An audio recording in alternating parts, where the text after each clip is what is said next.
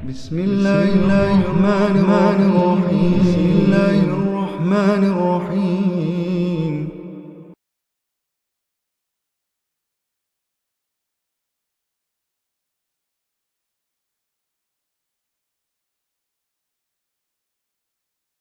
Diriwayatkan oleh Imam Ahmad bin Hanbal dalam musnadnya bahwa ada seorang laki-laki yang bernama Nuaiman.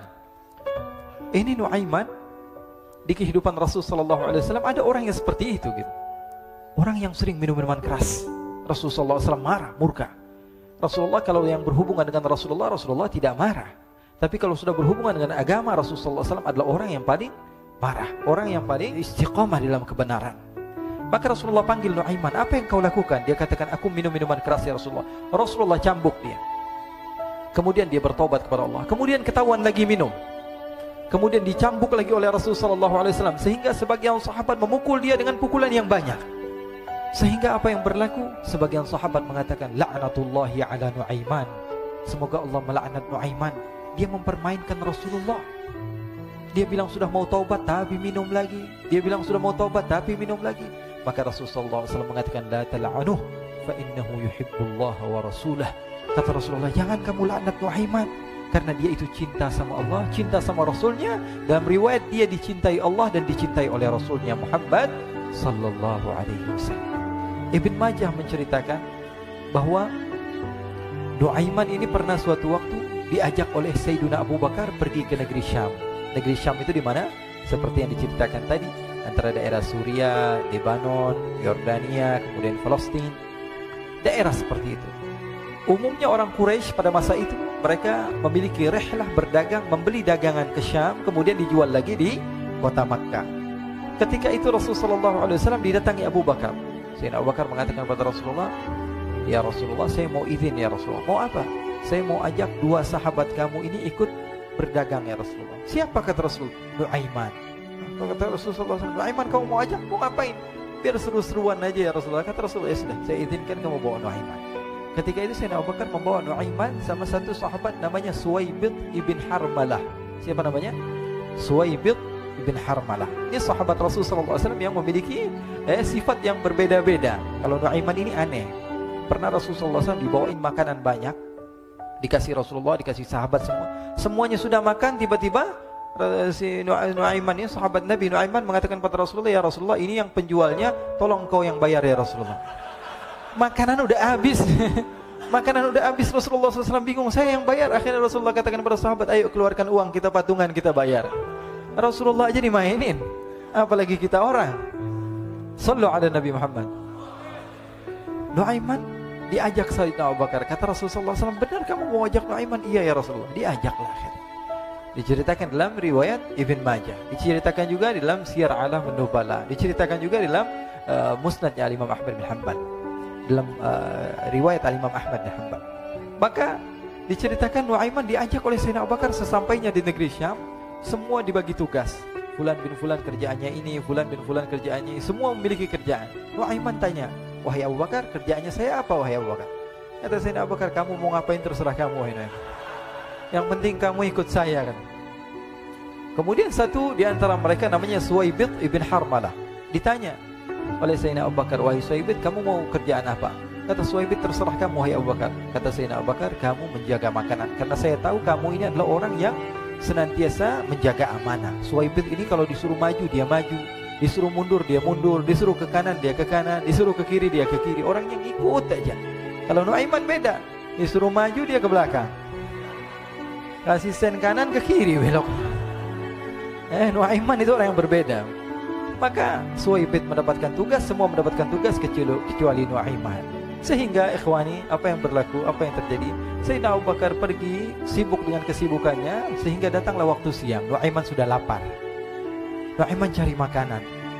Dia nggak punya uang, diajak Sayyidina Abu Bakar tapi tidak diberikan uang. Sehingga dia cari-cari makanan, dia tahu Suwaibid yang jaga makanan, dikatakan, wahai Suwaibid, saya mau makan, berikan kepada saya satu roti saja. Yang terpenting apa? Saya makan sekarang, saya sudah lapar. Kata Suwaibid, ya Allah Nuaiman, kita tunggu Abu Bakar saja sehingga dia datang, karena ini amanat. Amanat dari Abu Bakar, saya tidak boleh berikan kepada siapapun kecuali atas izin Abu Bakar. Kata Nuaiman, kasih saya makanan, kalau tidak saya bikin masalah sama kamu. Merah wajahnya Suhaibit karena dia tahu jangankan saya, Rasulullah aja dimainin. Bingung, apa yang harus saya lakukan? Akhirnya Nuaiman bilang, gampangannya aja, kata Nuaiman, kamu kasih saya makanan, atau kalau tidak saya bikin masalah sama kamu.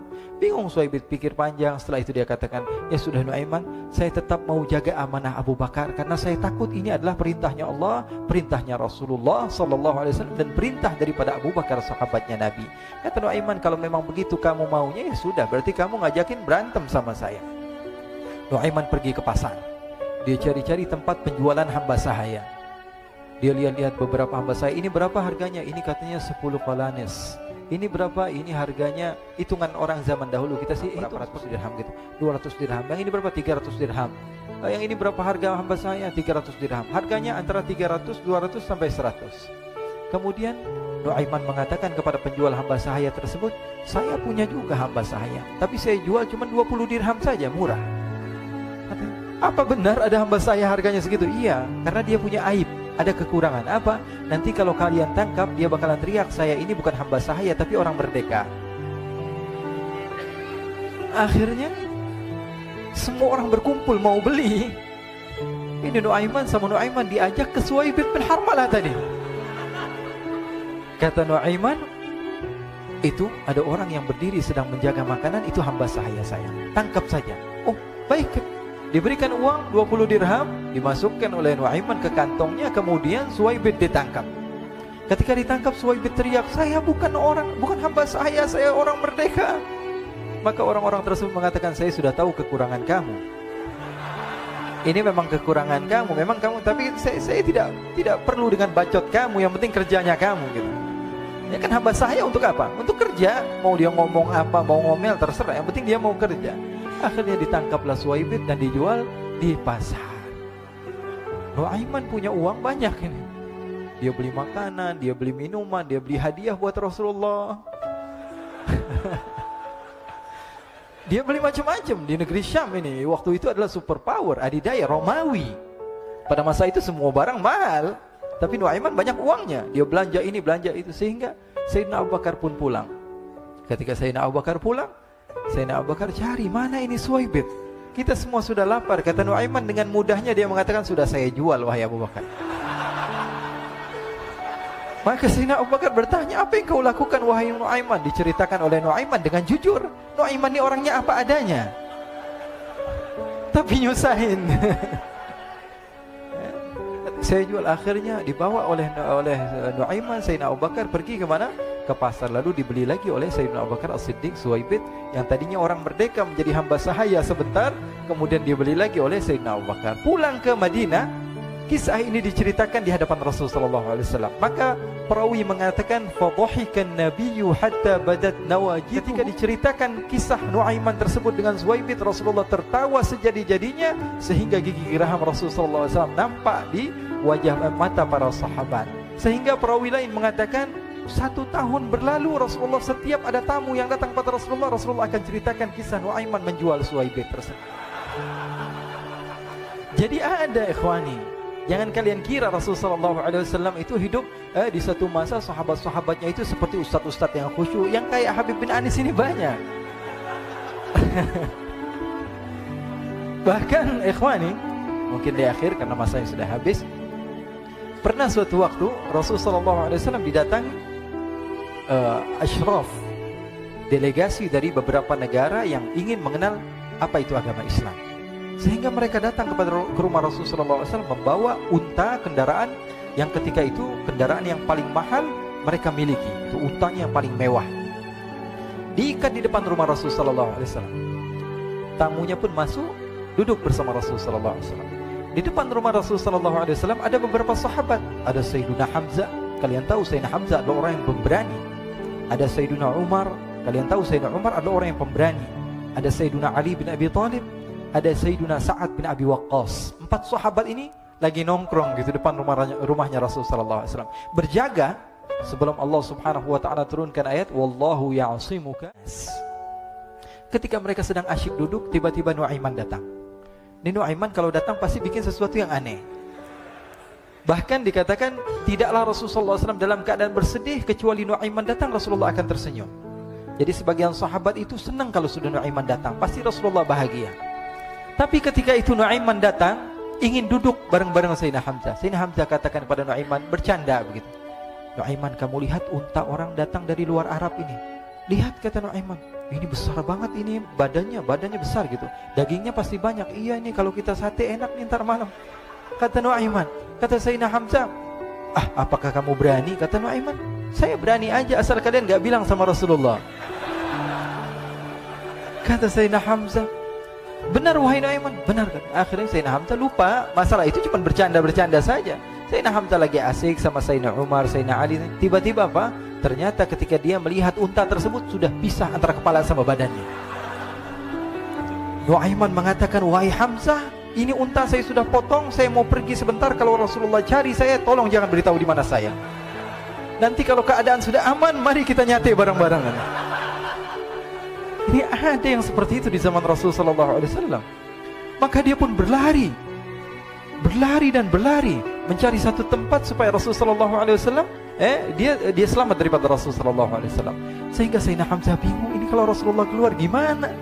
Ada Hamzah Asadullah, ada Ali bin Abi Thalib, ada Umar, gak bisa jaga kendaraannya tamunya Rasulullah Sallallahu Alaihi Wasallam.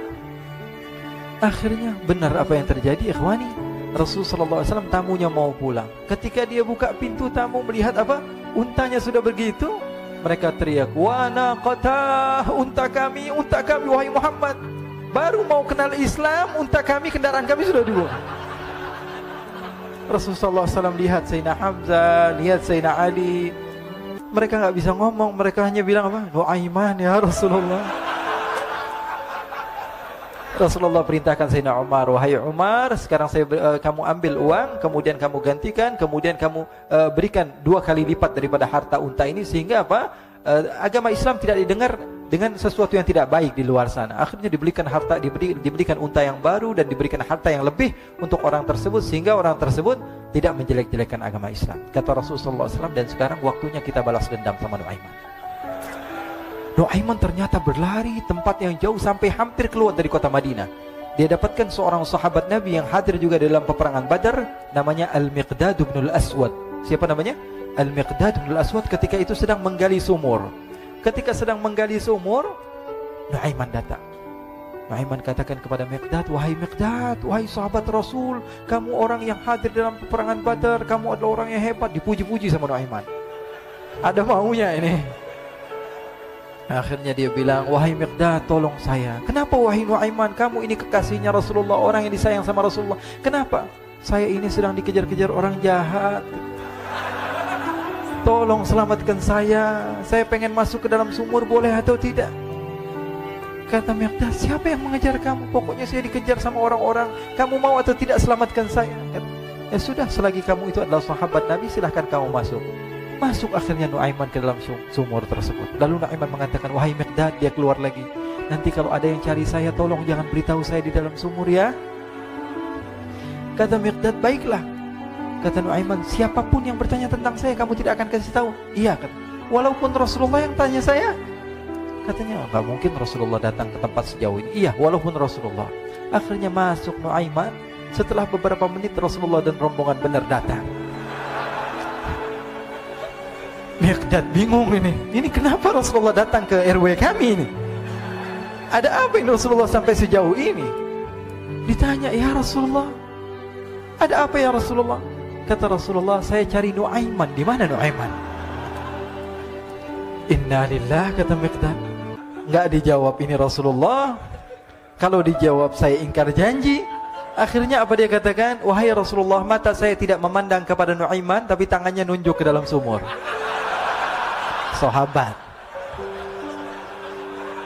Apa dia bilang? Mata saya tidak melihat kepada Nuaiman, tapi tangannya nunjuk ke sumur. Akhirnya dibuka sama Rasulullah, Nuaiman muncul. Kata Rasulullah, Nuaiman, kamu bikin malu saya, wahai Nuaiman. Ya Rasulullah, yang bersalah bukan saya, tapi orang yang mencari saya bersama kamu ya Rasulullah. Akhirnya Rasulullah nengok siapa, ternyata Nuaiman sudah lari kabur. Sallu ala Nabi Muhammad. Kisah-kisah seperti ini sebenarnya banyak sekali ya. Ini menunjukkan kepada kita bahwa kehidupan Rasulullah itu begitu indah. Rasulullah SAW, kalau kamu mau menjadi orang yang baik, contoh Rasulullah. Mau menjadi bapak yang baik, contoh Rasulullah. Mau menjadi pemimpin peperangan yang baik, Rasulullah. Mau menjadi murid yang terbaik, contoh Rasulullah. Bagaimana akhlak Rasulullah. Mau menjadi suami yang baik, contoh Rasulullah. Dalam segala hal, apapun itu Rasulullah SAW adalah makhluk yang paling terbaik.